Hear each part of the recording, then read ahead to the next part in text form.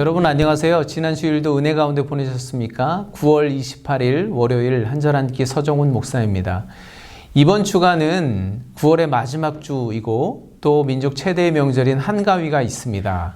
그래서 여러분들이 여러모로 분주하시고 바쁘시겠지만 잠시라도 가던 길을 멈추어 서서 하나님의 말씀에 귀 기울여 보시고 그 가운데 하나님의 놀라운 평안을 누리시는 복된 주간이 되시기를 간절히 바랍니다. 오늘 우리가 함께 묵상할 본문 말씀은 예레미야 38장 1절부터 13절까지의 말씀인데요. 예레미야가 구덩이에 갇혀 있습니다. 어찌된 영문인지 그 배경을 잠깐 살펴보고 나눔을 계속 진행하도록 하겠습니다. 애굽이 유다로 진격해오자 바벨론이 일시적으로 퇴각하게 된 때 예레미야가 사적인 일을 하기 위해서 베냐민으로 가던 중에 잡혀서 갇히게 됩니다. 바벨론에 투항하려 했다라는 누명을 쓰게 된 것이죠.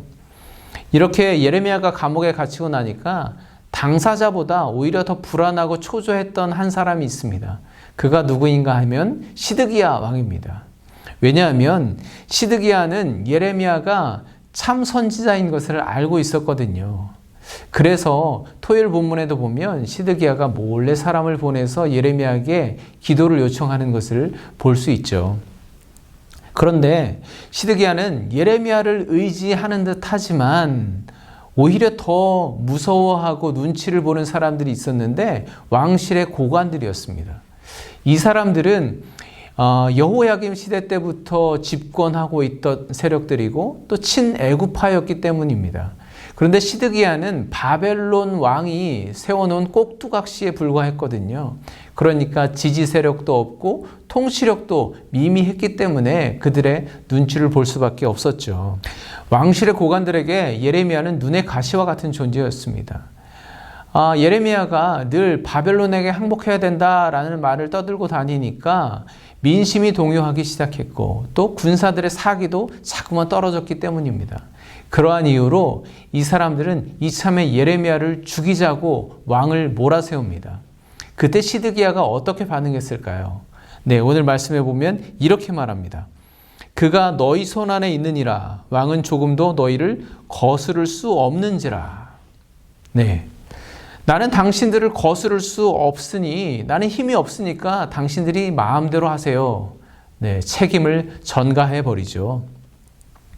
시드기야는 정작 예레미야가 하나님의 말씀을 선포하는 하나님의 사람이라는 것을 알고 있지만 그가 전하는 하나님의 말씀은 거부합니다.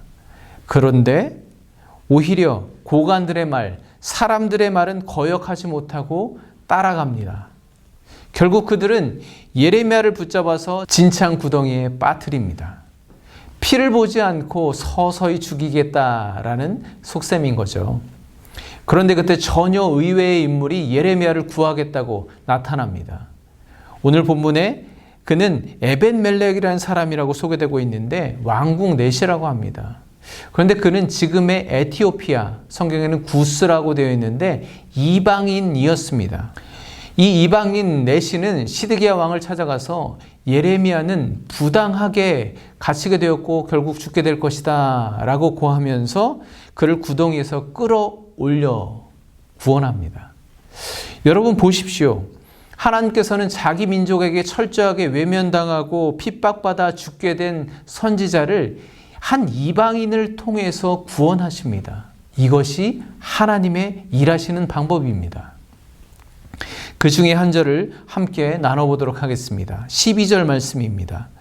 구스인 에벤멜렉이 예레미야에게 이르되 당신은 이 헝겊과 낡은 옷을 당신의 겨드랑이에 대고 줄을 그 아래에 대시오.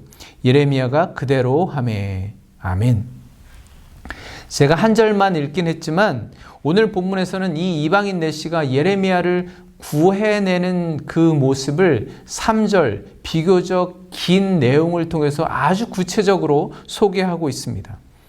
그냥 에벤멜렉이 예레미야를 구했더라라고 결론만 이야기해도 내용의 흐름상에 아무런 문제가 없는데 왜 이렇게 구체적으로 그 과정까지 설명하고 있는 것일까요? 저는 이 점이 참 궁금했습니다. 여러분은 어떠신가요? 제가 그래서 본문 말씀을 여러 번 읽으면서 제 나름대로 깨달은 두 가지가 있었습니다.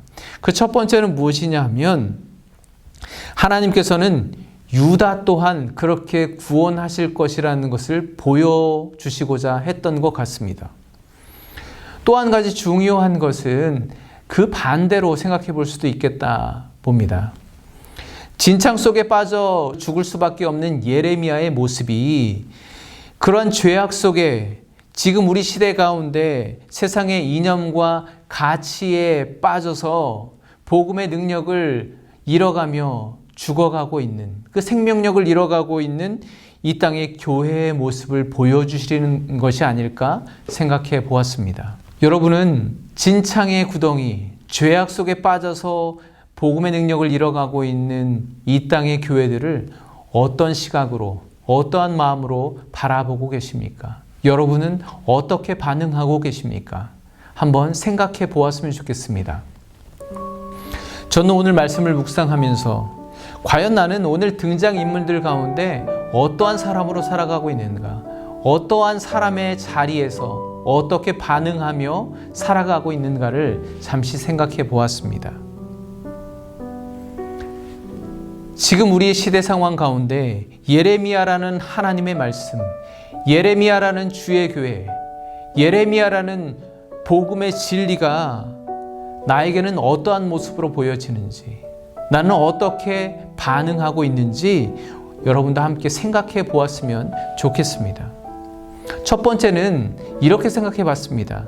나는 나의 기득권과 이해관계를 지켜내기 위해서 하나님의 말씀을 듣기 싫다고 진창 구덩이에 던져놓는 이 고관들처럼 살아가고 있지 않은가. 네, 두 번째는요.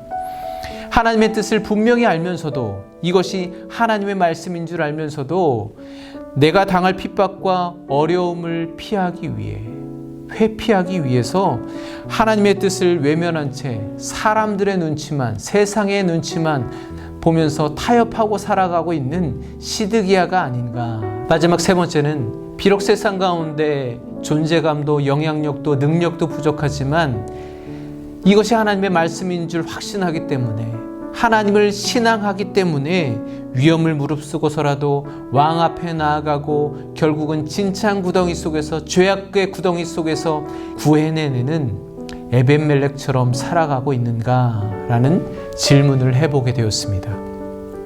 여러분은 어떠한 자리에 어떠한 사람으로 살아가고 계십니까? 하나님께 순종해서 하나님의 말씀을 전하다가 결국은 죽음을 기다려야만 하는 비참한 상황 가운데 있는 이 선지자 예레미야, 그가 만약에 평안의 소식을 전했다면 지금과는 정반대의 상황 가운데 있었을 것입니다.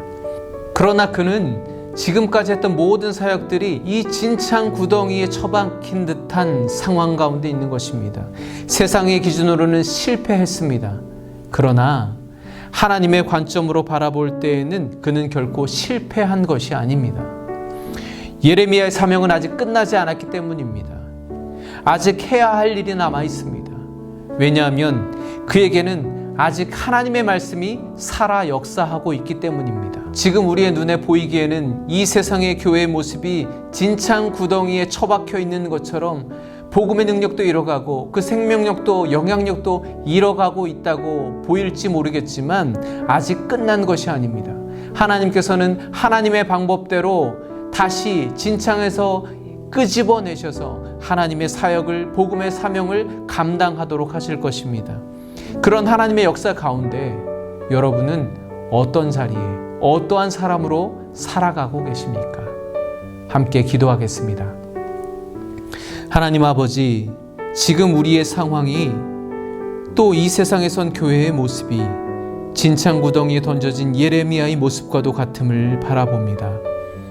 그러나 하나님은 아무도 예상하지 못했던 이방인을 통해 그를 살리시고 다시 그에게 주신 사명을 감당하게 하심을 믿음의 눈으로 바라보게 하여 주시옵소서.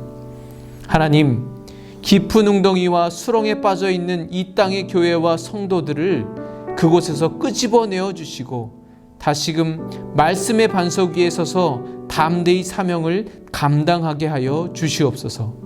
예수 그리스도의 이름으로 기도합니다. 아멘. 사명자 여러분, 일어나 나아가십시오. 주님께서 함께 하십니다. 내일 화요일 아침에 뵙겠습니다. 감사합니다.